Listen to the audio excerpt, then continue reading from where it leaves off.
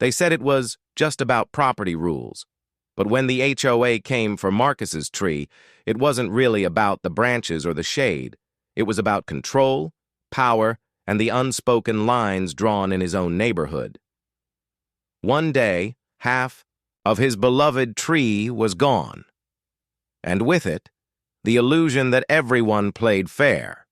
What started as a petty dispute would soon uncover a deep prejudice hiding in plain sight. How could something so small grow into a story the whole county couldn't? Stop talking about.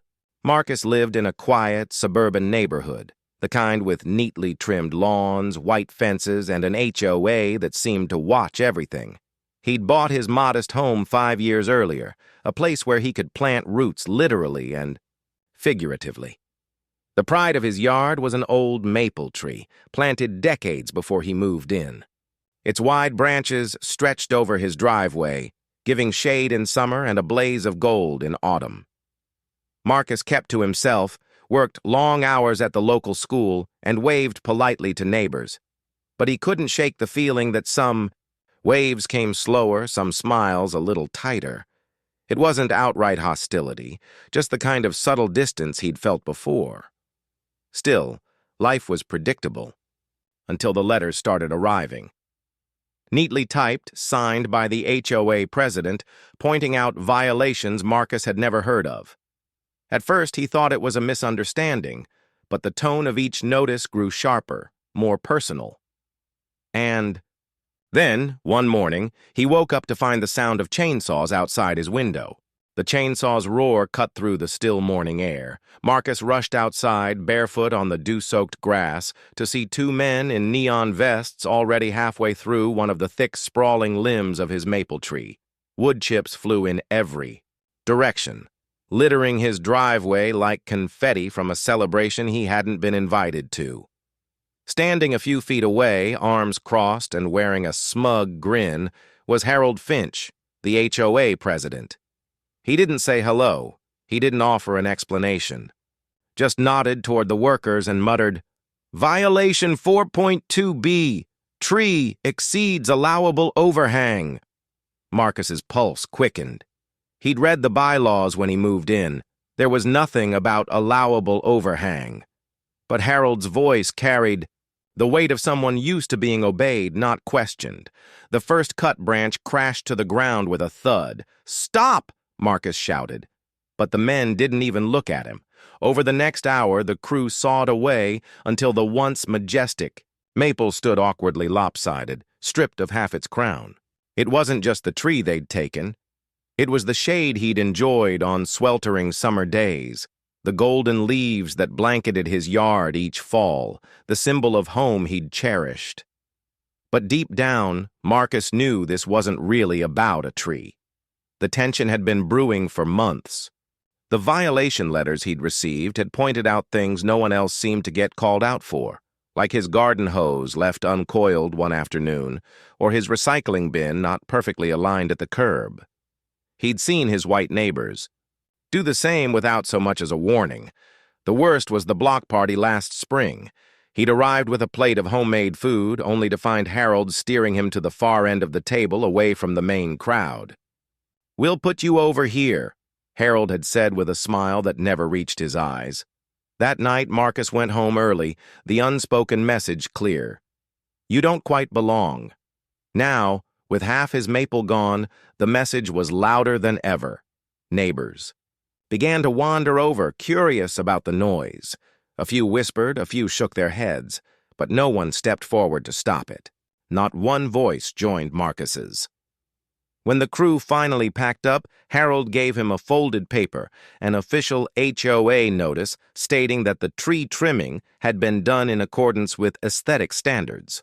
The words felt cold, deliberate, like they'd been typed up long before this morning. Marcus stared at the gutted tree, his stomach knotted with equal parts anger and helplessness. He didn't know it yet, but this ugly act was about to set off a chain of events that would flip the entire neighborhood's image and put his story in the headlines.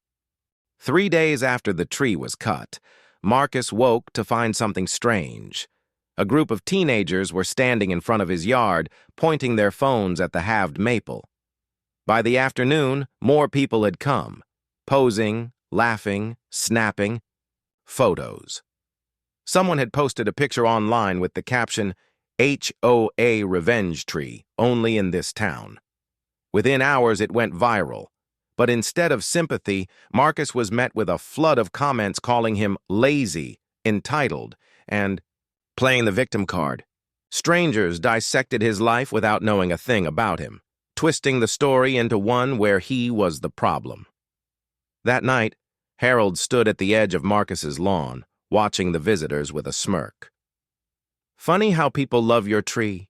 Now," he said just loud enough for Marcus to hear. There was something in his tone, mocking, taunting, that made Marcus's chest tighten. The next day, Marcus attended the HOA meeting to speak out. The room was packed, the air heavy. When it was his turn, he calmly explained the targeting he'd endured, how the rules seemed to bend for others but tighten for him, how subtle slights had built into open hostility. Harold interrupted him, mid-sentence. "This isn't about race, Marcus. This is about the community's standards. If you don't like them, maybe this isn't the place for you." The words hit like a punch. The silence in the room was deafening. Eyes shifted away, some to the floor, some to their phones. No one spoke up. Marcus stood there, heat rising in his face, realizing in that moment he could cut every branch from that tree, but it wouldn't change the roots of the problem. And yet the more people came to see the revenge tree, the more the story was slipping out of Harold's control. Over the next few weeks, the revenge tree became more than a quirky photo stop. It became a conversation starter. Local reporters covered the story, some glossing over the real issue, others daring to name it. Racial bias hidden behind the facade of community rules. Marcus didn't set out to be a symbol, but his experience struck a chord. Messages began arriving from strangers across the country, people who had faced the same quiet discrimination, the same subtle exclusions that chip away at dignity. Many had no viral moment, no cameras to document their hurt. The HOA never admitted wrongdoing. The bylaws remained unchanged. Harold kept his position, but something had shifted. The neighbors who once avoided eye contact now stopped to talk. Some apologized privately. Others admitted they had seen the bias but were too afraid, or too comfortable to speak up. Marcus knew the maple would never grow the same way again. Its missing half stood as a scar, visible to anyone who passed by. But it was also a reminder. Wounds can tell stories that silence never will. In the end, this wasn't just about a tree. It was about how prejudice can hide behind paperwork, smiles, and standards, and how a single act of injustice can reveal truths a community would rather ignore. So the question remains, how many more trees will be cut down before we stop pretending the roots aren't the problem?